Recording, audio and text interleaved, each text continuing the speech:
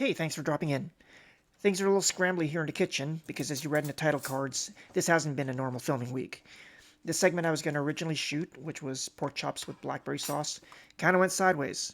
The dish turned out great, but the shoot, not so much. So that's been pushed off for a couple of weeks, and I'll instead make, somewhat improvisationally, a pork and udon stir fry with miso sauce. It starts with about 2 teaspoons each of minced garlic and ginger. To that, I'll add a heaped tablespoon of white miso paste, which you can pick up at any Asian grocery and is in fact now carried by a lot of the major supermarket chains. Next, I add a quarter cup of regular soy sauce.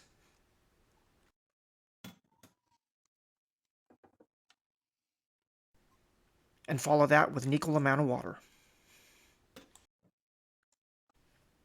Then it's a tablespoon of unseasoned rice wine vinegar,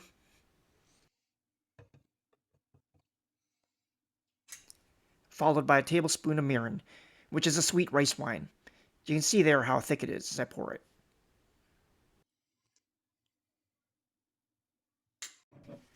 Now the last ingredient would normally be sugar, to balance out the saltiness of the soy and miso. In keeping with the chaos of the week, I checked our cupboards and found we'd run out of granulated sugar.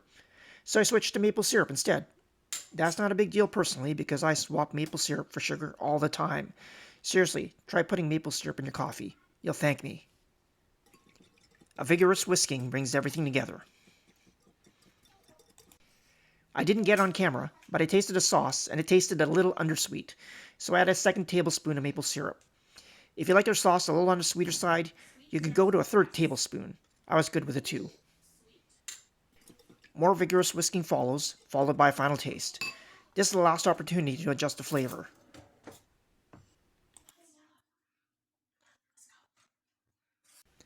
Because next a heaping tablespoon of cornstarch goes in, basically turning the sauce into the world's most savory slurry.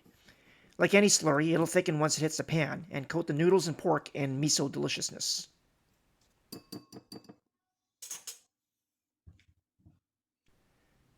Alright, it's time to move on to the pork. I've got 4 thin cut pork chops, to which I'll add a tablespoon of soy sauce. Then I go in with 1/8 of a teaspoon of baking soda. That looks like 1/8, right? Close enough. What this will do is coat and protect the meat fibers and protect them from getting tough. If you've heard the term velveting before, this is basically the velveting for dummies version. I mixed everything well and then leave this to sit for no more than 20 minutes.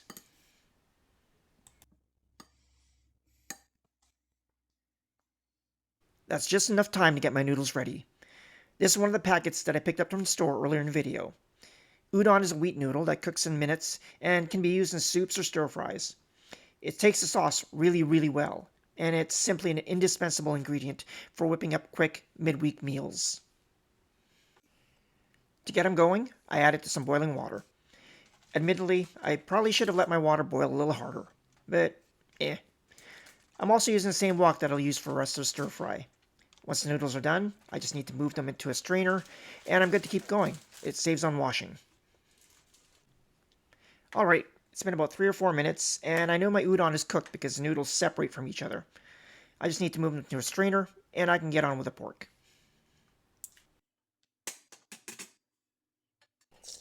For this last bit, I add some fresh oil to the wok and throw in the meat. My pork's been velveting for about 15 minutes now, which is long enough to tenderize it without affecting the flavor.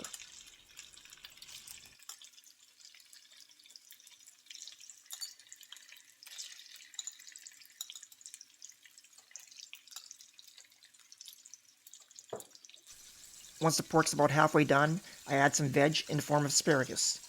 That's 6 spears, which I trimmed and chopped to 2 centimeter segments. I also had some kale hanging around, so after a few minutes, I add that too. I just tore the leaves by hand off 3 stalks and I let them go until they wilt down. The stir fry is ready for the noodles, so those can go in. Then I'll give them a jiggle.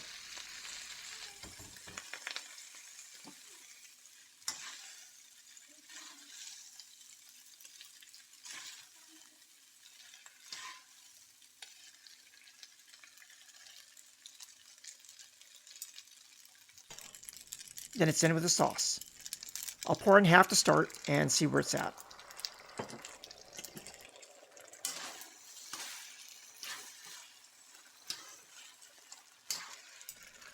It still looks a little dry, so I pour in the rest of the sauce. This cooks the final minute or so to thicken up a bit and come together. Then it's time to plate.